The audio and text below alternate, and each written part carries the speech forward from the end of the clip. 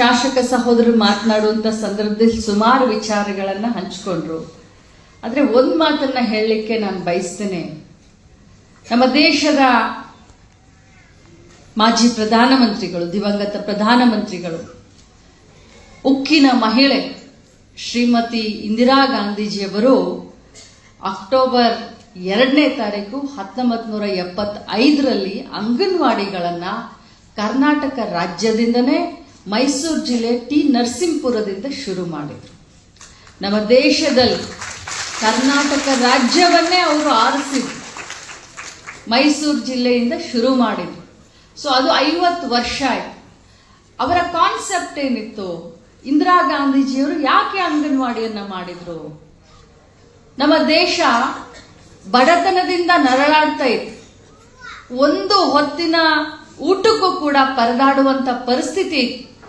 ದೇಶದಲ್ಲಿ ಬಹಳಷ್ಟು ರೋಗಗಳು, ಮಹಾಮಾರಿಗಳು, ಇದರಿಂದ ಮಕ್ಕಳಿಗೆ ಅಪೌಷ್ಟಿಕ ಆಹಾರ. ನಮ್ಮ ದೇಶದಲ್ಲಿ ಬರೀ ಶ್ರೀಮಂತರ ಮಕ್ಕಳು ಅಷ್ಟೇ ಉದ್ಧಾರ ಆಗಬಾರ್ದು, ಬಡವರ ಮಕ್ಕಳು, ರೈತರ ಮಕ್ಕಳು, ಕೂಲಿ ಕಾರ್ಮಿಕರ ಮಕ್ಕಳು ಒಳ್ಳೆ ಉತ್ತಮದ ಆಹಾರದ ಜೊತೆಯಲ್ಲಿ ಗುಣಮಟ್ಟದ ಶಿಕ್ಷಣವನ್ನ ಅವರ ಮನೆ ಬಾಗಿಲಿಗೆ ತೆಗೆದುಕೊಂಡು ಹೋಗಬೇಕು ಅಂತ 50 ವರ್ಷದ ಹಿಂದೆ ಇಂದಿರಾ ಗಾಂಧೀಜಿಯವರು ಅಂಗನವಾಡಿಯನ್ನ ತೆಗೆದುಕೊಂಡು ಬಂದರು. ನೋಡಿ, ಅಂಗನವಾಡಿ ಅಲ್ಲಿಂದ ಹಿಡ್ಕೊಂಡು 50 ವರ್ಷ ನಮ್ಮ ICDS ಕಾರ್ಯಕ್ರಮದ ಪಯಣ ಹಂತ ಹಂತವಾಗಿ, ಬಹುಶಃ ತಮಗೆಲ್ಲರಿಗೂ ಗೊತ್ತಿದೆ, 200 ರೂಪಾಯಿ ಗೌರವಧನವನ್ನ ತಗೊಂಡು ಅವತ್ತಿನ ಕಾಲದಲ್ಲಿ ನಮ್ಮ ಅಂಗನವಾಡಿ ಕಾರ್ಯಕರ್ತರು ಸೇವೆಯನ್ನ ಮಾಡಿದ್ರು. ಇವತ್ತು ಅದು 12 ವರ್ಷವರೆಗೆ ಪರ್ಮನೆಂಟ್. ಅವರ ಸೇವೆಯನ್ನ ಈ ಸಂದರ್ಭದಲ್ಲಿ ನಾನು ಶ್ಲಾಘನೆ ಮಾಡ್ತೀನಿ.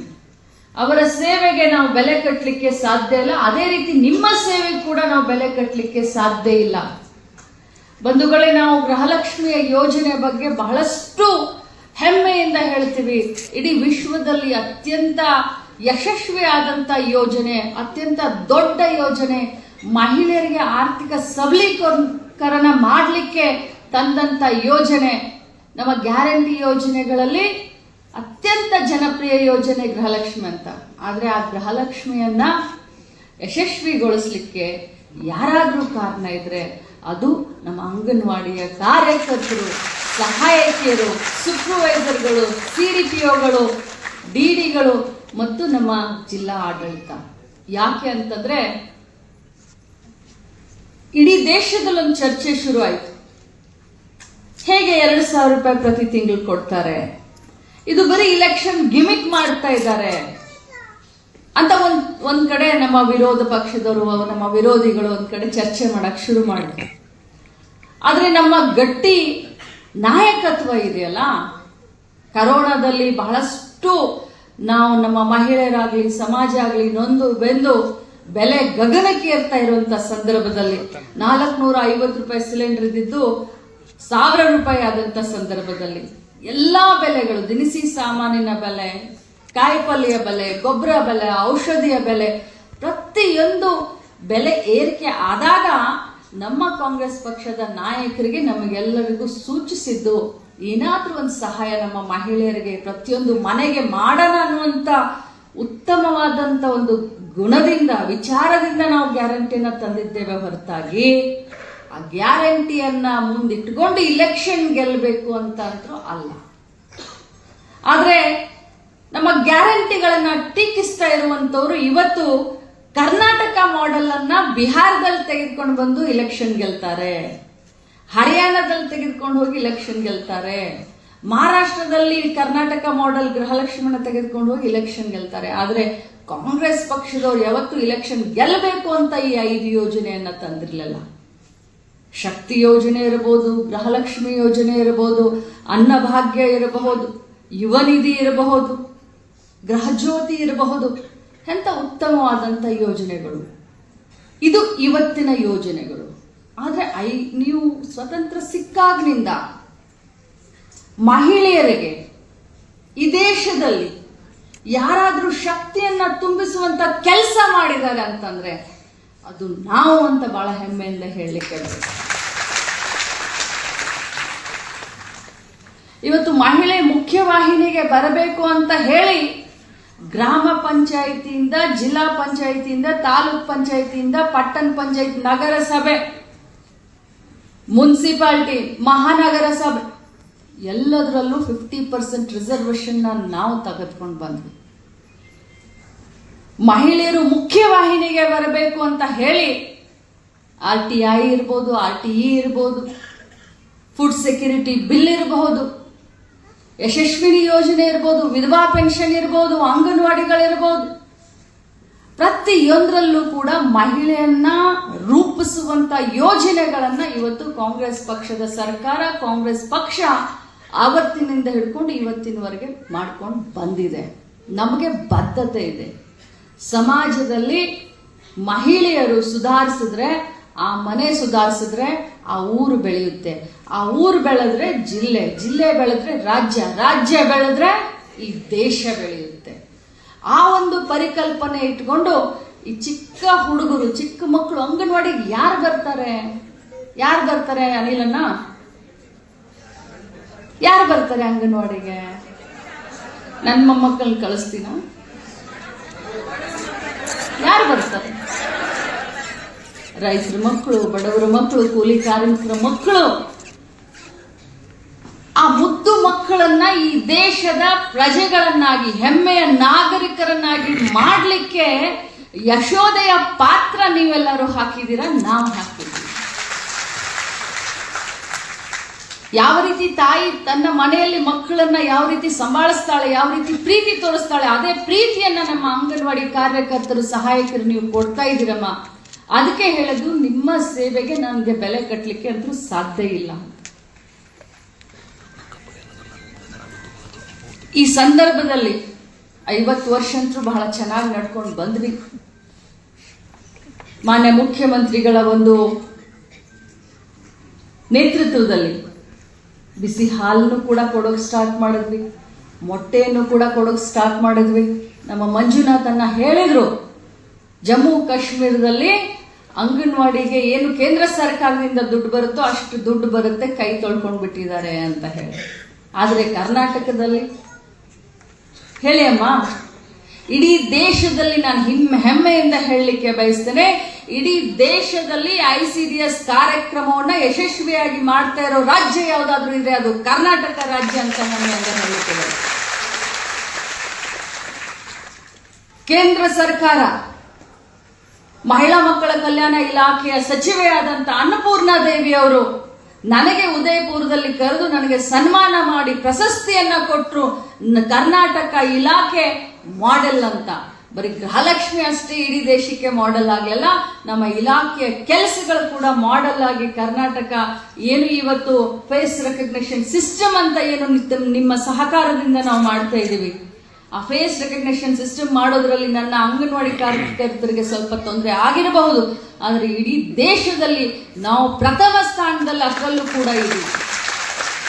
I am so proud of you all. ಬಹಳ ಸಂತೋಷ ಅನ್ಸುತ್ತೆ. ಸೊ ಯಾವುದೇ ಕಾರ್ಯಕ್ರಮಗಳಿದ್ರೂ ಕೂಡ ನಮ್ಮ ಸರ್ಕಾರ ಈ ಇಲಾಖೆಯನ್ನ ಬಹಳಷ್ಟು ಮೇಲ್ದರ್ಜೆಗೆ ಏರಿಸಲಿಕ್ಕೆ ಸತತವಾದಂತ ಪ್ರಯತ್ನ ಮಾಡ್ತಾ ಇದೆ.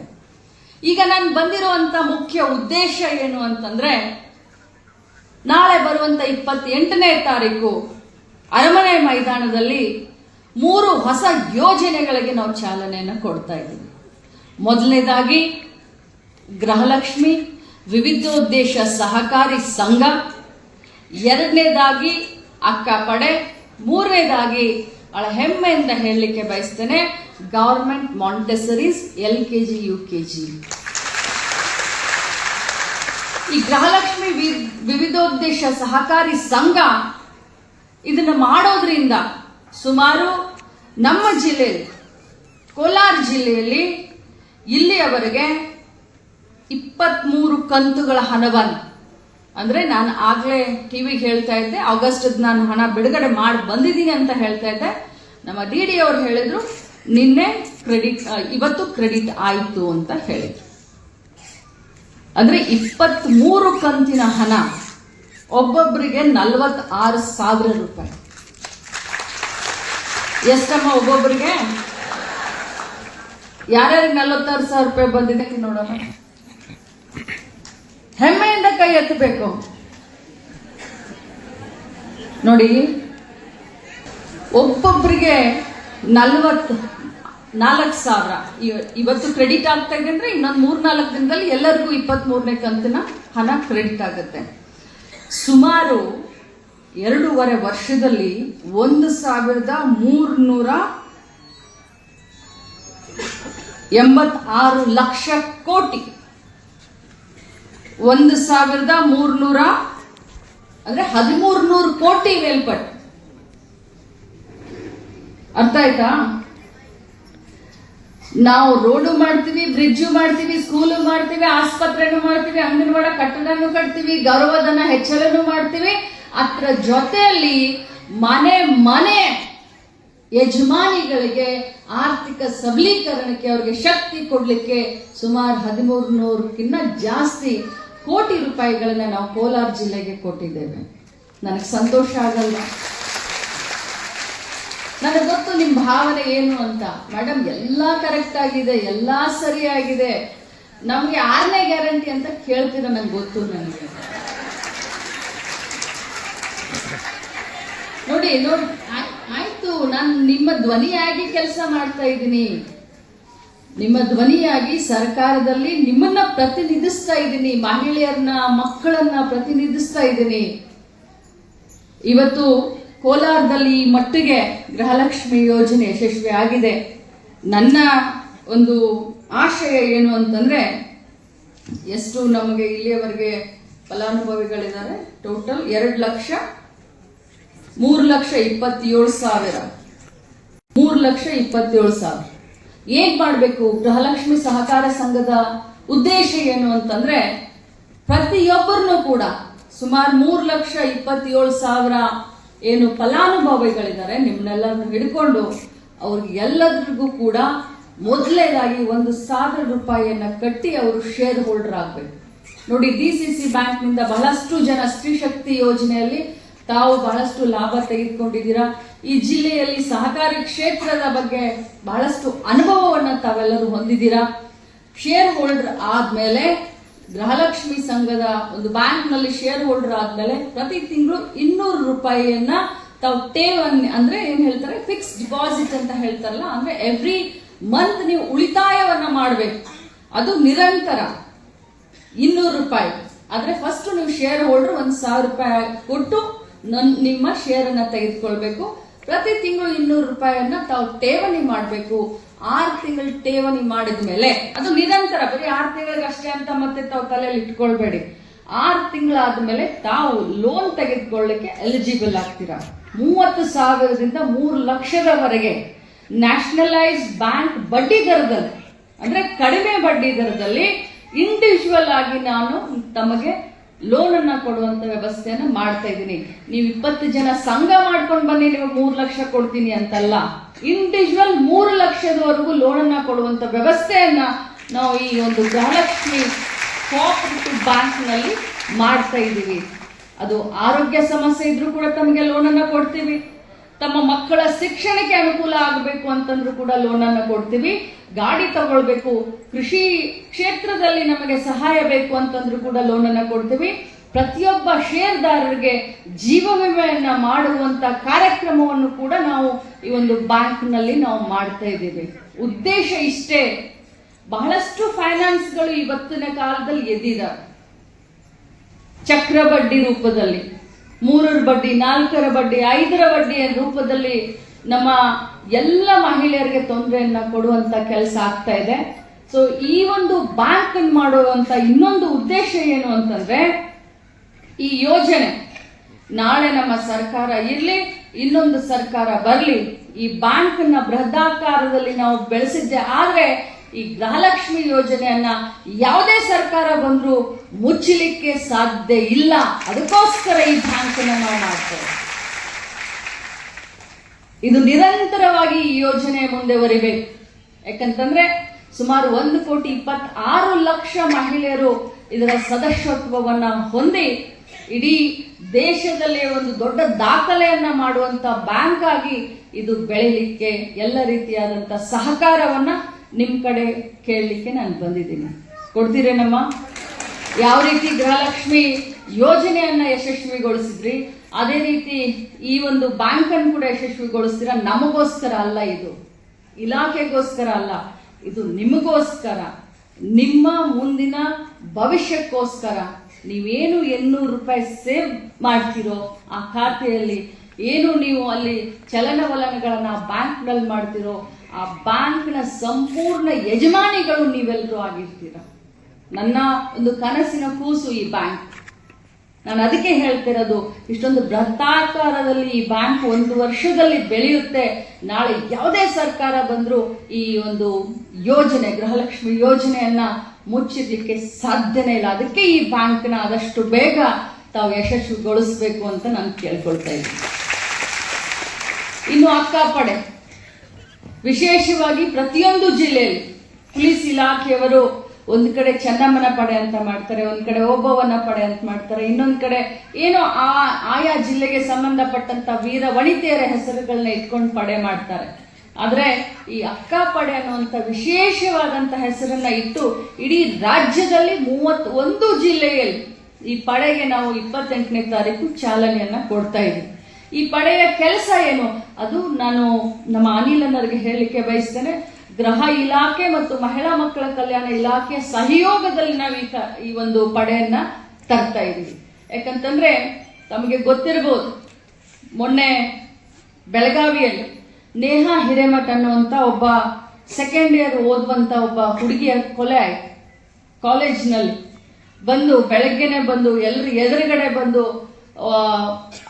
ಬಹಳಷ್ಟು ಅಮಾನುಷ್ಯ ಕೃತ್ಯದಿಂದ ಒಂದು ಕೊಲೆ ಆಗುತ್ತೆ 1.5 ವರ್ಷದ ಹಿಂದೆ. ನನ್ನ ಮಗ ಪಾರ್ಲಿಮೆಂಟ್ ಇಲೆಕ್ಷನ್ ನಿಂತ್ಕೊಂಡಿದ್ದ ಆ ಸಂದರ್ಭದಲ್ಲಿ. ಅದರಿಂದ ಬಹಳಷ್ಟು ಹೆಚ್ಚು ಕಡಿಮೆ ಆಗೋಯ್ತು, ಅದು ವಿಚಾರ ಬೇರೆ. ಆ ವಿಚಾರಕ್ಕೆ ಇದಕ್ಕೆ ಯಾವುದೇ ರೀತಿಯಾದಂತ ಸಂಬಂಧ ಇಲ್ಲ. ಬಟ್ ನಿರ್ಭಯ ಪ್ರಕರಣದಿಂದ ಇಡೀ ರಾಷ್ಟ್ರವೇ ಬೆಚ್ಚಿ ಬಿದ್ದಿತ್ತು.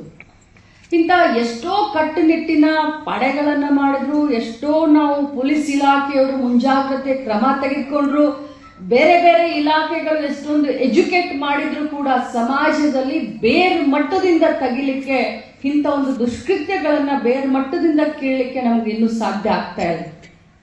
ಆ ಒಂದು ದುಷ್ಕೃತ್ಯಗಳು ಆಗಬಾರದು ಅನ್ನುವಂತ ಮುಂಜಾಗ್ರತೆಯ ಕ್ರಮವಾಗಿ ಇಡೀ ರಾಜ್ಯದ 31 ಜಿಲ್ಲೆಯಲ್ಲಿ ನಾವು ಅಕ್ಕಾ ಪಡೆಯನ್ನ ಮಾಡ್ತಾ ಇದ್ದೇವೆ. ಈ ಪಡೆಯಲ್ಲಿ ಸುಮಾರು 10 ಜನ, ಅದರಲ್ಲಿ 5 ಜನ NCC ಅವರು ಅಥವಾ ಹೋಮ್ ಗಾರ್ಡ್ಸ್ ಇರ್ತಾರೆ, 2 ಅಥವಾ 3 ಜನ ನಮ್ಮ ಪೊಲೀಸ್ ಇಲಾಖೆಯ ಮಹಿಳಾ ಕಾನ್ಸ್ಟೇಬಲ್ಗಳಿರ್ತಾರೆ. ನಾವು ನಮ್ಮ ಇಲಾಖೆಯಿಂದ ಗಾಡಿ ಕೊಡ್ತಾ ಇದೀವಿ, ಡ್ರೈವರ್ ಕೊಡ್ತಾ ಇದೀವಿ. ಪೊಲೀಸ್ ಇಲಾಖೆಯವ್ರನ್ನ ಬಿಟ್ರೆ 8 ಜನರಿಗೆ ನಮ್ಮ ಇಲಾಖೆಯಿಂದನೇ ನಾವು ಅವ್ರಿಗೆ ಪೇಮೆಂಟ್ ಅನ್ನ ಕೂಡ, ಮಂತ್ಲಿ ಪೇಮೆಂಟ್ ಅನ್ನು ಕೂಡ ಮಾಡ್ತಾ ಇದ್ದೀವಿ. ಇವರ ಕೆಲಸ ಏನು, what is the nature of that ಅಕ್ಕಾ ಪಡೆ ಅಂತ ಹೇಳಿದ್ರೆ, ಕಾಲೇಜ್ಗಳಿಗೆ ಹೋಗೋದು, ಅಲ್ಲಿ ಎಜುಕೇಟ್ ಮಾಡೋದು, ಲೇಡೀಸ್ ಹಾಸ್ಟೆಲ್ ಕಡೆ ಹೋಗಬೇಕು, ಗಾರ್ಡನ್ ಹತ್ರ ಹೋಗುತ್ತೆ, ಫಿಲ್ಮ್ ಥಿಯೇಟರು, ದೇವಸ್ಥಾನಗಳು, ಜಾತ್ರೆ, ಮದುವೆ, ಶಾಪಿಂಗ್ ಕಾಂಪ್ಲೆಕ್ಸ್ಗಳು, ಸಾರ್ವಜನಿಕ ಎಲ್ಲ ಸ್ಥಳಗಳು, ಬಸ್ ಸ್ಟ್ಯಾಂಡ್ ಇರಬಹುದು, ರೈಲ್ವೆ ಸ್ಟೇಷನ್ ಇರಬಹುದು, ಎಲ್ಲ ಸ್ಥಳಗಳಲ್ಲಿ ಗಸ್ತನ್ನ ಬೆಳಗ್ಗೆ 9 ಗಂಟೆಯಿಂದ ರಾತ್ರಿ 8 ಗಂಟೆವರೆಗೂ ಗಸ್ತನ್ನ ತಿರುಗುವಂತ ಕೆಲಸವನ್ನ ಈ ಅಕ್ಕಾ ಪಡೆ ಮಾಡುತ್ತೆ. ಒಂದು ಹೆಲ್ಪ್ ಲೈನ್ ಅನ್ನ ಅವ್ರಿಗೆ, ಯಾವುದು ಈಗ ಪೊಲೀಸ್ ಇಲಾಖೆ ಹೆಲ್ಪ್ ಲೈನ್ ಇದೆಯೋ ಅದನ್ನೇ ಕೂಡ ಅಕ್ಕಾ ಪಡೆ ಹೆಲ್ಪ್ ಲೈನ್ ಅಂತ ಕೂಡ ನಾವು ಮಾಡ್ತಾ ಇದ್ದೇವೆ. ಅದ್ರ ಜೊತೆ 3 ತಿಂಗಳು ನನಗೆ ಮಾಧ್ಯಮದವರ ಸಹಕಾರ ಬೇಕು, ತಮ್ಮೆಲ್ಲರ ಸಹಕಾರ ಬೇಕು. ಯಾವುದೇ ಯೋಜನೆ ಯಶಸ್ವಿ ಆಗಬೇಕು ಅಂತಂದ್ರೆ ಪ್ರಚಾರ ಬೇಕು.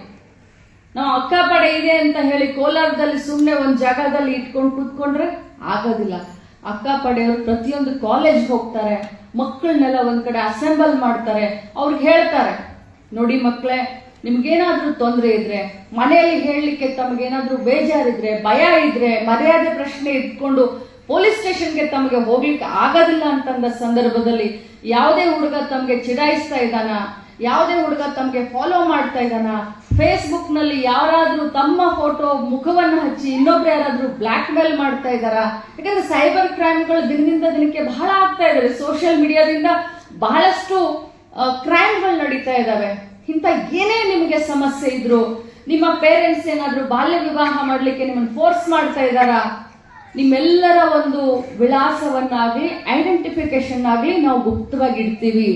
ಬನ್ನಿ ನಿಮ್ಮ ಸಮಸ್ಯೆನ ನಮ್ಮೊಟ್ಟಿಗೆ ಹಂಚಿಕೊಳ್ಳಿ. ಅಷ್ಟೇ ಯಾಕೆ, ಇಲ್ಲಿ ಹಾಲ್ನಲ್ಲಿ ಇದ್ದಂತ ಸಾವಿರಾರು ಮಹಿಳೆಯರು ಮನೆಯಲ್ಲಿ ಏನೋ ಪ್ರಾಬ್ಲಮ್ ಇರುತ್ತೆ, ಗಂಡ ಬಡಿತಾ ಇರ್ತಾನೆ, ಅತ್ತೆ ಕಿರುಕುಳ ಇರುತ್ತೆ, ಆದ್ರೆ ಮರ್ಯಾದೆಗೆ ಹಂಚಿ ನಾವು ಯಾರಿಗೂ ಹೇಳೋದಿಲ್ಲ, ಪೊಲೀಸ್ ಸ್ಟೇಷನ್ಗೆ ಹೋಗೋದಿಲ್ಲ. ಆದ್ರೆ ಅಂತ ಸಂದರ್ಭದಲ್ಲೂ ಕೂಡ ಅಕ್ಕ ಪಡೆಗೆ ತಾವು ಒಂದು ಫೋನ್ ಮಾಡಿದ್ರೆ 5 ನಿಮಿಷದಲ್ಲಿ ನಾವು ರಿಯಾಕ್ಟ್ ಮಾಡ್ತೀವಿ. ನೀವು ಫೋನ್ ಮಾಡಿ ವಾಯ್ಸ್ ಮೆಸೇಜ್ ಆದ್ರೂ ಕೊಡ್ಬೋದು, ಲಿಖಿತ ಮೆಸೇಜ್ ಆದ್ರೂ ಕೊಡಬಹುದು, ನಿಮ್ಮ ಹೆಸರು ನಿಮ್ಮ ವಿಳಾಸವನ್ನ ನಾವು ಗೌಪ್ಯವಾಗಿಡ್ತೀವಿ. ಅಕ್ಕ ಪಡೆ ಕೆಲಸ ಏನು ಅಂತಂದ್ರೆ ಮಹಿಳೆಗೆ ಧೈರ್ಯವನ್ನ ತುಂಬೋದು, ಅಕ್ಕನ ಹಾಗೆ ನಿಮ್ಮ ಜೊತೆ ನಾವಿದ್ದೀವಿ ಅಂತ ಹೇಳಿ ತಮಗೆ ಸಮಾಜದಲ್ಲಿ ಇನ್ನಷ್ಟು ಮುಂದೆ ಹೋಗ್ಲಿಕ್ಕೆ ಅನುಕೂಲ ಮಾಡಿಕೊಡು. ಸೊ ಅಕ್ಕನ ಹಾಗೆ ಈ ಅಕ್ಕ ಪಡೆ ಹಾಸ್ಟೆಲ್ಗಳಿಗೆ ಹೋಗುತ್ತೆ, ನಿಂತ್ಕೊಳ್ಳುತ್ತೆ, ಹಾಸ್ಟೆಲ್ ಮಕ್ಕಳ ಹತ್ರ ಕೌನ್ಸಿಲಿಂಗ್ ಮಾಡುತ್ತೆ, ನಿಮ್ಗೇನಾದ್ರೂ ತೊಂದರೆ ಇದ್ರೆ ಬನ್ನಿ ಅಮ್ಮ ಹೇಳಿ ಅಂತ ಹೇಳುತ್ತೆ. ಸೊ ಬಹಳಷ್ಟು ರೀತಿಯಿಂದ ಸಮಾಜದಲ್ಲಿ ಈ ಪೊಲೀಸ್ ಇಲಾಖೆಯ ಸಹಕಾರದೊಂದಿಗೆ ಅಕ್ಕ ಪಡೆ ಇನ್ನು 28ನೇ ತಾರೀಕಿನಿಂದ ಕೆಲಸವನ್ನ ಪ್ರಾರಂಭ ಮಾಡುತ್ತೆ. ಇನ್ನು ಬಹು ದೊಡ್ಡ ಒಂದು ಜವಾಬ್ದಾರಿ ಇನ್ಮೇಲೆ ತಮಗೆ ಯಾವುದು ಅಂತಂದ್ರೆ LKG UKG. ಈ LKG UKG ಯಾಕೆ ಮಾಡ್ತಾ ಇದೀವಿ, ಆಗ್ಲೇ ನಾನು ತಮಗೆ ಹೇಳಿದ ಹಾಗೆ ನಮ್ಮ ಅಂಗನವಾಡಿಗೆ ಬರುವಂತ ಬಹಳಷ್ಟು ಮಕ್ಕಳು ಬಡವರ ಮಕ್ಕಳು. ಯಾವುದೇ ಮಗು ಇರ್ಲಿ, ಇವತ್ತು ಅವ್ರು ಬಡವರು ಇರ್ಲಿ ಶ್ರೀಮಂತರಿರ್ಲಿ, ನಮ್ಮ ಎಲ್ಲರ ಆಸೆ ಏನು, ನಮ್ಮ ಮಕ್ಕಳು ಅತ್ಯುತ್ತಮವಾದಂಥ ಶಿಕ್ಷಣವನ್ನ, ಗುಣಮಟ್ಟದ ಶಿಕ್ಷಣವನ್ನ ಕಲಿಬೇಕು, ಇಂಗ್ಲಿಷ್ ಮೀಡಿಯಂನ ಕಲಿಬೇಕು. ನಾವು ಅವಕಾಶ ಕೊಟ್ಟಿದ್ದೀವಿ, ಇಂಗ್ಲಿಷ್ ಆದ್ರೂ ಕಲಿಬಹುದು, ಕನ್ನಡ ಆದ್ರೂ ಕಲಿಬಹುದು, ಆಪ್ಷನ್ನ ಕೊಟ್ಟಿದ್ದೀವಿ. ಈ ಒಂದು ಮುಂದುವರಿತಾ ಇರುವಂತ ಇದರಲ್ಲಿ ಇಂಗ್ಲಿಷ್ ಕಲಿಬೇಕು ಅನ್ನುವಂತ ಒಂದು ಆಸೆ ಪಟ್ಕೊಂಡು ಪಾಲಕರು ಇವತ್ತು 50,000, 60,000, 70,000 ಕೊಟ್ಟು ಪ್ರೈವೇಟ್ ನರ್ಸರಿಗೆ ತಮ್ಮ ಮಕ್ಕಳನ್ನ LKG UKG ಕಳಿಸ್ತಾರೆ. ಆದ್ರೆ ನಾವು ನಮ್ಮ ಅಂಗನವಾಡಿಯಲ್ಲಿ ಸುಮಾರು 17,000 ಕಾರ್ಯಕರ್ತರು ಇವತ್ತು ಡಿಗ್ರಿ ಹೋಲ್ಡರ್ಸ್ ಇದ್ದಾರೆ. ಬಹಳ ಹೆಮ್ಮೆ ಅನ್ಸುತ್ತೆ ನನಗೆ. 17,000, 4,000 ಕಾರ್ಯಕರ್ತರು ಪೋಸ್ಟ್ ಗ್ರಾಜ್ಯುಯೇಟ್ ಇದ್ದಾರೆ. ಸೊ ಈಗೇನು ರೆಕ್ರೂಟ್ ಮಾಡ್ತಾ ಇದ್ದೀವಿ, ಸೆಕೆಂಡ್ ಇಯರ್ನ ನಾವು ಕಡ್ಡಾಯವಾಗಿ ಇಟ್ಟಿದ್ದೀವಿ. ಈಗ ಅದರಲ್ಲೂ ಕೂಡ ಎಂಥವ್ರು ಬರ್ತಾ ಇದ್ದಾರೆ ಅಂತಂದ್ರೆ ತಮ್ಗೆಲ್ಲರಿಗೂ ಹೇಳಲಿಕ್ಕೆ ನಂಗೆ ಹೆಮ್ಮೆ ಅನಿಸುತ್ತೆ. 90% ಪಡೆದಂಥವ್ರು, 95% ಪಡೆದಂಥವ್ರು. ನನಗೆ MLAಗಳಿಗೆ, ನಮ್ಮ ಅಣ್ಣ ತಮ್ಮಂದ್ರಿಗೆ ಹೇಳಿ ಸಾಕಾಗಿದೆ, ಮೆರಿಟ್ ಇದ್ರಷ್ಟೇ ನಾವೇನು ಇನ್ಫ್ಲುಯೆನ್ಸ್ ಮಾಡೋದಿಲ್ಲ ಅಂತ ಹೇಳಿ ಹೇಳಿ ಹೇಳಿ ಸಾಕಾಗಿದೆ.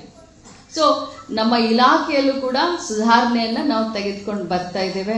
ಸೊ LKG UKG ಪ್ರಾರಂಭ ಮಾಡೋದ್ರಿಂದ ಆ ಮಕ್ಕಳಿಗೂ ಕೂಡ ಒಳ್ಳೆ ಶಿಕ್ಷಣ, ಇಂಗ್ಲಿಷ್ ಶಿಕ್ಷಣವನ್ನ ಕೊಡ್ಲಿಕ್ಕೆ ಪ್ರಯತ್ನ ನೀವೆಲ್ಲರೂ ಮಾಡೋಣ. ನನಗೆ ಬಹಳಷ್ಟು ಮಾತನ್ನ ಆಡಬೇಕನ್ನುವಂತ ಬಯಕೆ ಇದ್ರೂ ಕೂಡ ಸುಮಾರು 6:30 ಆಗ್ಲಿಕ್ಕೆ ಬಂದಿದೆ. ತಾವೆಲ್ಲರೂ ದೂರ ದೂರದಿಂದ ಬಂದಿದ್ದೀರಾ, ವಾಪಸ್ ಹೋಗ್ಬೇಕು. ಬಟ್ 28ನೇ ಕಾರ್ಯಕ್ರಮಕ್ಕೆ ನಾನು ನಾರಾಯಣ ಸ್ವಾಮಿ ಅವರಿಗೆ, DC ಅವರಿಗೆ, COಗಳಿಗೆ, ಸ್ಥಳೀಯ ಶಾಸಕರಿಗೆ, MP ಅವರಿಗೆ, ನಮ್ಮ ಲಕ್ಷ್ಮೀ ದೇವಮ್ಮ ಅವರು ನಗರಸಭಾ ಅಧ್ಯಕ್ಷರು, ಸಾರಿ ತಮ್ಮ ಹೆಸರನ್ನ, ಸೊ ನಾನೆಲ್ಲರಿಗೂ ಒಂದು ವಿನಂತಿಯನ್ನ ಮಾಡೋದೇನು ಅಂತಂದ್ರೆ, ಹೇಗೋ DC ಅವರಂತೂ ನಮ್ಮ ಇಲಾಖೆಯಲ್ಲಿ ಕೆಲಸ ಮಾಡಿ ಬಂದಂಥವ್ರಿದ್ದೀರಾ. ಅವತ್ತು ಎಲ್ಲ ಮಹಿಳೆಯರನ್ನ ಬೆಳಗ್ಗೆ 9 ಗಂಟೆಗೆ ತಾವು ಕಳಿಸುವಂತ, ಎಷ್ಟು ಗಂಟೆಗೆ ಬಿಡ್ತಾ ಇದ್ದೀರಿ ನಾರಾಯಣ ಸ್ವಾಮಿ? Very good. 7 ಗಂಟೆಗೆ ಬಹಳಷ್ಟು ಏನ್ ಹೇಳ್ತಾರೆ ನಮ್ಮ ಕಡೆ ವಗಾತಿ ಅಂತ ಹೇಳ್ತೀವಿ ನಾವು ಉತ್ತರ ಕರ್ನಾಟಕ, ಕೇರ್ಫುಲ್ ಆಗಿ 48 ಬಸ್ಗಳಲ್ಲಿ ಮಹಿಳೆಯರನ್ನ ಬಹಳಷ್ಟು ಕೇರ್ಫುಲ್ ಆಗಿ ಅವರ ಟಿಫಿನ್ ಆಗಿರ್ಬೋದು, ಕುಡಿಯೋ ನೀರಿನ ವ್ಯವಸ್ಥೆ ಆಗಿರ್ಬೋದು, ಟ್ಯಾಬ್ಲೆಟ್ ಆಗಿರ್ಬೋದು, ಬಿಸ್ಕೆಟ್ಗಳಾಗಿರ್ಬೋದು, ಬಹಳಷ್ಟು ನಮ್ಮ ಮನೆಗೆ, ನಮ್ಮ ಮನೆಯ ಮಕ್ಕಳನ್ನ ಕರ್ಕೊಂಡು ಬಂದಾಗೆ ತಾವೆಲ್ಲರನ್ನು ಕರ್ಕೊಂಡು ಜೋಪಾನವಾಗಿ ಕರ್ಕೊಂಡು ಬಂದು ಜೋಪಾನವಾಗಿ ಅವ್ರನ್ನ ವಾಪಸ್ ಬಿಡುವಂತ ಕೆಲಸ ತಾವೆಲ್ಲರೂ ಮಾಡಿ, ಮತ್ತು DC ಮತ್ತು CO ಕೂಡ ಒಂದು ಪೂರ್ವಭಾವಿ ಸಭೆಯನ್ನ ಕರೆದು ಅವರು ಎಲ್ಲಿ ಏನು ಯಾವ ರೀತಿ ವ್ಯವಸ್ಥೆಯನ್ನ ಮಾಡಿದ್ದಾರೆ ಅನ್ನೋದನ್ನ ಸ್ವಲ್ಪ ತಾವು ಕೂಡ ಗಮನ ಹರಿಸಿ, ಮತ್ತು ಎಲ್ಲ ಶಾಸಕರ ಸಹಕಾರ ಕೂಡ ಇದರಲ್ಲಿ ಇರಲಿ ಅಂತ ಹೇಳ್ತಾ 6ನೇ ಗ್ಯಾರಂಟಿ ಬಗ್ಗೆ 1 ನಿಮಿಷ ಮಾತನಾಡಿ. ಈಗಾಗಲೇ 2017ರಲ್ಲಿ ನಮ್ಮ ಸರ್ಕಾರ ಇದ್ದಂತ ಸಂದರ್ಭದಲ್ಲಿ, ಇದೇ ಸಿದ್ದರಾಮಯ್ಯ ಸಾಹೇಬರು ಮುಖ್ಯಮಂತ್ರಿ ಆದಂತ ಸಂದರ್ಭದಲ್ಲಿ 2,000 ರೂಪಾಯಿಯನ್ನ ನಾವು ಏರಿಕೆ ಮಾಡಿದ್ವಿ, ಗೌರವಧನವನ್ನ. ಈಗ ಮತ್ತೆ ಅವರೇ ಮುಖ್ಯಮಂತ್ರಿ ಆಗಿ ಬಂದ ಮೇಲೆ ಮತ್ತೆ 1,000 ರೂಪಾಯಿನ ಏರಿಕೆ ಮಾಡಿದ್ದೇವೆ. ಇದ್ರ ಅರ್ಥ ಏನು ಅಂತಂದ್ರೆ, ಅದ್ರ ಮಧ್ಯದಲ್ಲಿ ಆದಂಥವ್ರು ಎಷ್ಟೋ ಜನ ಆದ್ರೂ ಯಾರು ನಿಮ್ಮನ್ನ ನೋಡ್ಲಿಲ್ಲ. ಶುರು ಮಾಡಿದ್ದು ಇಂದಿರಾ ಗಾಂಧಿ, ಗೌರವಧನ ಹೆಚ್ಚಿಗೆ ಮಾಡ್ತಾ ಮಾಡ್ತಾ ಬಂದಿದ್ದು ಮತ್ತು ನಾವೇ. ಯಾಕಂದ್ರೆ ನಿಮ್ಮ ಬಗ್ಗೆ ನಮಗೆ ಕಾಳಜಿ ಇದೆ, ಗೌರವ ಇದೆ. ಈಗ 1,000 ರೂಪಾಯಿ ಮಾಡಿದೀವಿ. ಮುಂಬರುವಂತ ಬಜೆಟ್ನಲ್ಲಿ ಖಂಡಿತವಾಗ್ಲೂ ಇನ್ನೂ 1,000 ರೂಪಾಯಿ ಜಾಸ್ತಿ ಮಾಡಲಿಕ್ಕೆ ಇಲಾಖೆ ವತಿಯಿಂದ ಎಲ್ಲ ರೀತಿಯಾದಂಥ ಪ್ರಯತ್ನ ಕ್ರಮವನ್ನು ನಾವು ತೆಗೆದುಕೊಳ್ತೀವಿ ಅನ್ನುವಂಥ ಮಾತನ್ನ ತಮಗೆ ಹೇಳ್ತಾ, ತಮ್ಮೆಲ್ಲರ ಒಂದು ಬರಬೇಕೆಯನ್ನ ನಾವು ನೋಡ್ತಾ ಇರ್ತೀವಿ. ಬಹುಶಃ ನಾನು ಎಲ್ಲ ಕಡೆ ಹೇಳ್ತಾ ಇದ್ದೆ, ಬಹುಶಃ ಎಲ್ಲರೂ ರೇಷ್ಮೆ ಸೀರೆ ಹಾಕೊಂಡು ಬರ್ತೀರಾ ಅನ್ಕೊಂಡಿದ್ದೀನಿ. ಎಲ್ಲ ಸೂಪರ್ವೈಸರ್ಗಳೇನಮ್ಮ? ಯಾರಮ್ಮ ನೀವೆಲ್ಲ? ಪೋಷನ್. Okay okay fine. ತಾವೆಲ್ಲರೂ ಬರಬೇಕು. ಈ ಹಾಲ್ನಲ್ಲಿ ಇದ್ದಂಥವ್ರು ಪ್ರತಿಯೊಬ್ರು 3 ಜನರನ್ನ ಕರ್ಕೊಂಡು ಬಂದ್ರೆ ಖಂಡಿತವಾಗ್ಲೂ ನಾವು ಟಾರ್ಗೆಟ್ ರೀಚ್ ಆಗ್ತೀವಿ ಕೋಲಾರ ಮಟ್ಟಿಗೆ. ಸೊ ತಾವೆಲ್ಲರೂ ಬರ್ತೀರಾ ಅನ್ನೋಂಥ ಭಾವನೆಯಿಂದ ಎಲ್ಲರಿಗೂ ಒಳ್ಳೇದಾಗ್ಲಿ. ಇಲಾಖೆಯನ್ನ ಇನ್ನೂ ಒಂದು ಸ್ವಲ್ಪ ಮುಂದಕ್ಕೆ ತೆಗೆದುಕೊಂಡು ಹೋಗೋಣ.